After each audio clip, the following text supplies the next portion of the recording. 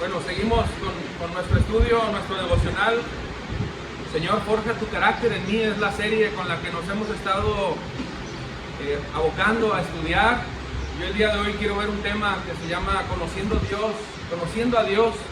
Pregunta, ¿desean volver a su esclavitud? Esta pregunta o este tema con el cual estoy tratando de iniciar, usted se irá dando cuenta del por qué, ¿no? Porque evidentemente hay una razón, hay un motivo del porqué de esta pregunta, y esto está muy relacionado, como te decía el domingo anterior, a una conducta que tiene que ver con una conducta, que los Gálatas asumieron, un deseo, un querer que los Gálatas asumieron, la iglesia de Galacia. Yo te decía que leyeras el capítulo 4 de la carta a Galacia, de Gálatas. La verdad hubiera sido muy bueno que les dijera que lean toda la carta, son pocos capítulos, porque todo hace relación al punto al que quiero llegar. Pero antes de iniciar, déjame hacer una pequeña introducción de lo que hablamos el domingo anterior, porque yo he estado afirmando, hermanos, y he sido muy enfático en decir que el Espíritu Santo, Dios, su Espíritu hace morada en nosotros, hace morada en su pueblo. Él ha grabado en nosotros sus mandamientos en nuestro corazón, y esto nos convierte en testigos de su palabra. Te di citas como en el Evangelio de Juan, capítulo 14, versículos 15 al 18.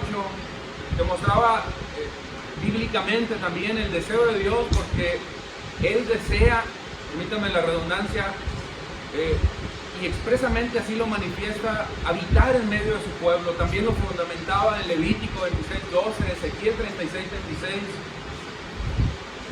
Y entendimos, hermanos, que es a través de Cristo y solo por medio de Cristo, su obra, que Él extendió su gracia en nosotros. Y afirmábamos que nosotros somos morada de Dios, una habitación donde Dios reside. Y te voy a confirmar todavía esto un poquito más para entrar en tema. Pero esto yo te lo señalaba porque quiero llegar a un punto en donde el capítulo 4 precisamente de la carta a Gálatas nos va a enfocar. Yo terminé haciendo una pregunta y dije, la voy a responder. En efecto, la voy a responder, no sé si 20 minutos me alcanzan, porque tengo dos líneas: la línea sencilla de explicártela, o la línea más, no digamos más difícil, pero una línea que me obliga de alguna manera a explicarte el contexto del capítulo 4. Y ese contexto obviamente me lleva a abrir un poquito más mi abanico de pasajes, todo el refuerzo que tengo que darte para que entiendas lo que está diciendo Pablo. Y la pregunta que yo te decía era, si tenemos su imagen, la imagen de Cristo, si Él ha sellado su palabra en mi corazón, si su palabra está implantada en mi corazón, como lo dice Santiago, si su palabra ha sido grabada en nosotros, si Él mora en nosotros, tenemos la identidad porque le pertenecemos a Él, somos propiedad de Cristo. La pregunta es, ¿por qué mi carácter muchas veces no luce o no corresponde a esa obra que fue perfectamente hecha en cada uno de nosotros, en su iglesia? ¿Por qué parece que su palabra a veces o en ocasiones mi carácter no refleja esa imagen que nosotros deberíamos de reflejar? Te confirmo una vez más que lo que te he venido diciendo no son cosas mías, Dios lo dice. Yo no te estoy diciendo que, yo te estoy diciendo que Él ha sellado su espíritu en nosotros porque Él lo ha dicho, hermanos. Yo solamente quiero confirmarte esto a través de unos pasajes bíblicos que el domingo pasado no pude confirmarte o decirte por cuestión de tiempo, pero dice Efesios capítulo 1, versículos 13 y 14, en Él, Cristo, ustedes después de escuchar el mensaje de la verdad del Evangelio, de su salvación, y habiendo creído, fueron sellados en Él con el Espíritu Santo de la promesa. Efesios 1:30, en Él nosotros, habiendo oído la palabra de la verdad, el Evangelio de vuestra salvación, y habiendo creído en Él, fuiste sellados con el Espíritu de la promesa. Santiago 1, 19, 21, por lo cual desechando toda inmundicia y todo resto de malicia, reciban ustedes con humildad, fíjate esta palabra, implantada, novedosa, ¿no? Interesante, injertada, plantada, sembrada en sus corazones, que es poderosa para salvar sus almas. La pregunta es si esto es una verdad, si esto es como Dios dice, y en efecto así lo es, porque mi imagen muchas veces parece no tener relación o coherencia con ese carácter, con esa realidad, con esa verdad que estamos leyendo en su palabra. Yo quiero responder esa pregunta de una manera progresiva. No lo quiero hacer, como decía hace un momento, irme directo. No, quiero hacer un poquito más, entrar en contexto. Quiero explicarte el capítulo 4. Y es importante, hermanos, para que tú entiendas lo que está sucediendo en la iglesia de Gálatas en el capítulo 4, nos va a poder a nosotros abrir un poquito más el panorama, pero tenemos que entender el contexto, tenemos que ver lo que está sucediendo en medio de la iglesia de Galacia, para que entendamos por qué ellos estaban lidiando precisamente con este punto que yo te estoy diciendo. Incluso Pablo les hace una pregunta, no igual, pero sí similar, y les dice casi las mismas palabras que yo les estoy diciendo, solamente que en otro contexto. Déjame te explico, hermanos, yo te he hablado de una realidad espiritual en la que tú y yo estamos en Cristo. Es una realidad, pero también hay otra realidad que no podemos minimizar, que no podemos hacer a un lado, que no podemos decir que no está vigente. Una realidad que opera también en ti, que opera en mí y en la vida de cada uno de nosotros, porque estamos en esta tierra. Porque la carne evidentemente produce o desea producir frutos, desea manifestarse en nosotros. Y esto también es una realidad a la luz de las Escrituras. Yo te estoy poniendo dos puntos. Por un lado y por otro lado la obra del Espíritu, y por otro lado la obra de la carne, para que veas cómo estamos lidiando con esas circunstancias. Y Romanos capítulo 7, versículos del 4 al 6, te lo voy a leer en la Nueva Versión Internacional. Fíjate lo que dice: asimismo ustedes, hermanos míos, murieron a la ley, refiriéndose a las prácticas, obviamente, mediante la ley, en la cual nosotros obviamente deseábamos adquirir la salvación. Pero déjame te continúo, dice, mediante el cuerpo crucificado de Cristo. Nosotros morimos a la ley mediante el cuerpo crucificado de Cristo, a fin de pertenecer al que fue levantado de entre los muertos. Este es Cristo. De este modo daremos fruto para Dios. Atención con lo que te voy a decir en el versículo 5. Porque cuando nuestra carne aún nos dominaba, subraya esa palabra, no está para nada, por decir así, vaya, no lo pusieron porque sí ahí. Nos dominaba a tiempo pasado. Las pasiones pecaminosas de la ley, la misma que nos ataba antes y de la cual ahora somos libres en Cristo, dice, las pasiones pecaminosas de la ley nos despertaban, actuaban en nuestros miembros, en nuestro cuerpo, y dábamos fruto para muerte.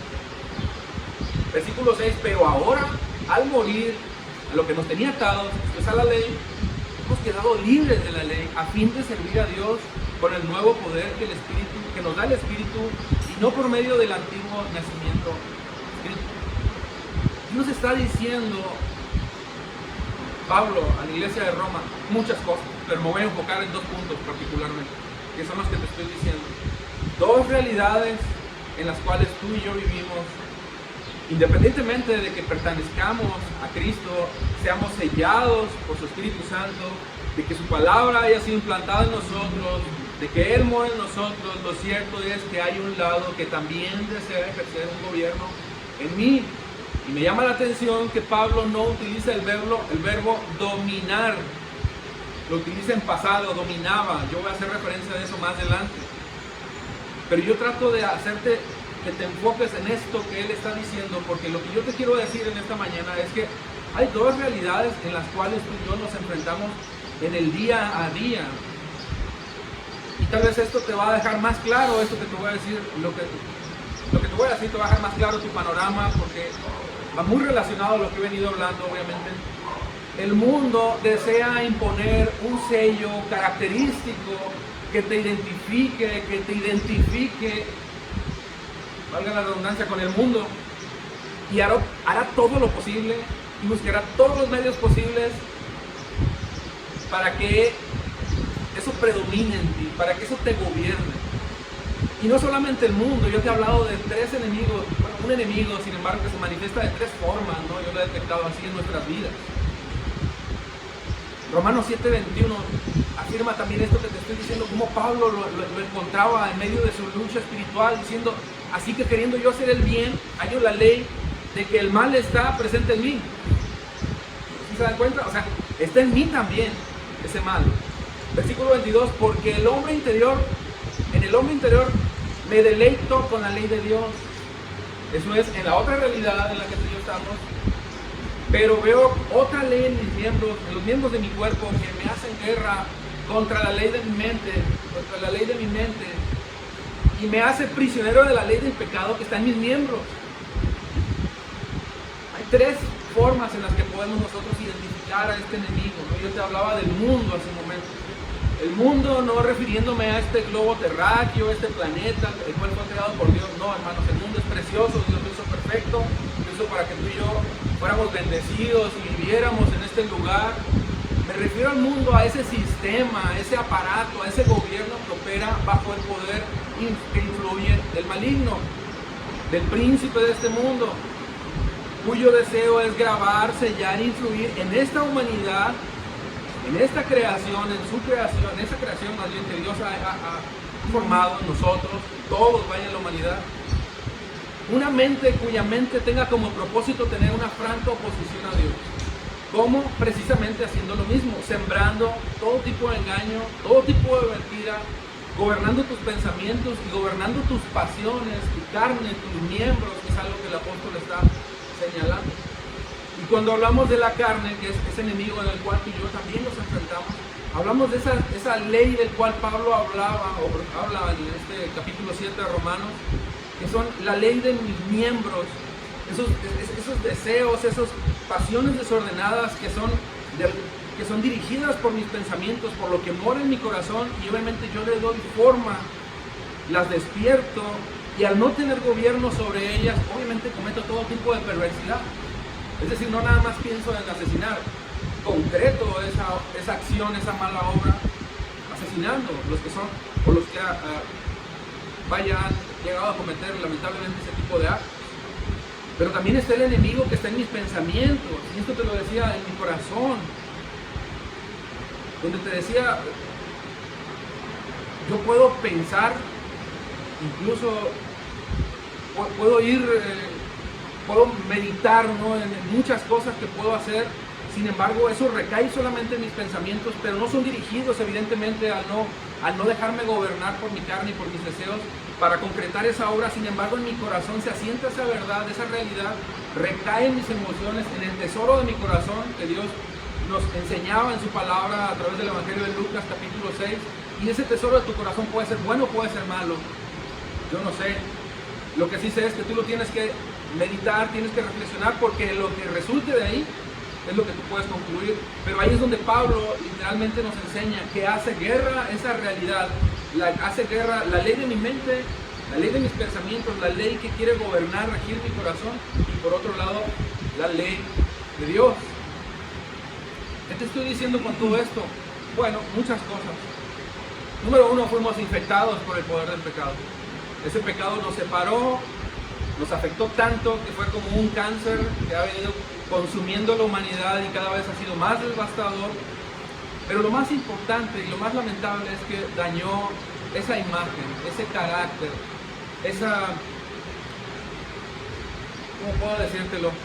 Dañó, vaya, ¿no?, la genuina imagen con la cual tú y yo fuimos diseñados, y nos apartó, nos separó de Dios. Nos ha ido incluso acabando a medida de que el hombre va avanzando en este siglo y el siglo venideros, y bueno, hasta donde Dios nos permita, pero tú lo puedes ver por antecedentes siglos atrás, cómo cada vez el hombre va inventando cada vez mayor tipo de males, pecados más, que dices tú, wow, esto no lo tenía en mente, no creí que fuera a venir, y ahora se están concretando. Pero, hermanos, ese pecado se hace presente, y es lo que quiero decirte, en la vida incluso del creyente, porque es inherente, de alguna manera quiere gobernarnos, desea que actuemos en consecuencia también. Y el Salmo 51, que es un salmo penitenciario por el cual iniciamos esta serie, David lo dijo, y te lo leo, dice: he aquí yo nací en iniquidad, y en pecado me concibió mi madre. Él sabe, él entendía esta realidad. Romanos 5:12, por medio de un solo hombre el pecado entró al mundo y por medio de él por medio del pecado entró la muerte. Fue así como la muerte pasó a toda la humanidad porque todos pecaron. Esta es una realidad, yo ya sí fui bastante claro en esto. Está en mi ADN.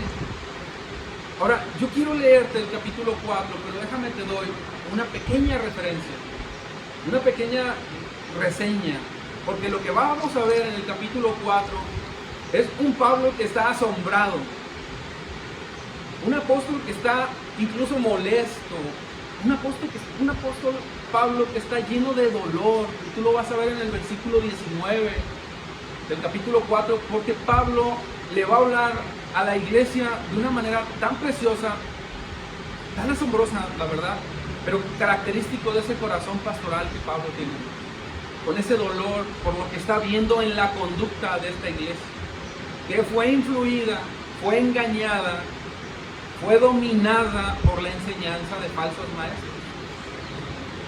Siendo creyentes, siendo santos del Señor, mostraron vulnerabilidad. Y ojo con esto que te voy a decir. Lo que es más terrible es que Pablo delató en ellos un deseo, un querer en los Gálatas, porque ellos deseaban, fíjate bien esto, deseaban vivir esclavizados, vivir en su pecado. ¿Cómo? Si son creyentes, lo deseaban. Y Pablo ahorita lo vamos a ver. Algo más, hermanos, y esto te lo dije en un principio. Esto que te estoy diciendo, y la pregunta con la cual yo estoy tratando de responder, Pablo se va a formular esa pregunta también.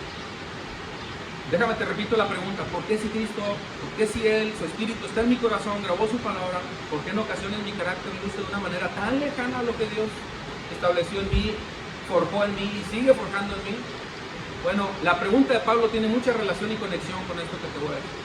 Así que abre tu Biblia, capítulo 4 de Gálatas, versículo del 8 al 20, te lo voy a leer. Ojo con los primeros versículos, sobre todo 8 y 9. Pero en aquel tiempo pasado, cuando ustedes no conocían a Dios, eran siervos de los que por naturaleza no son dioses de minúsculo.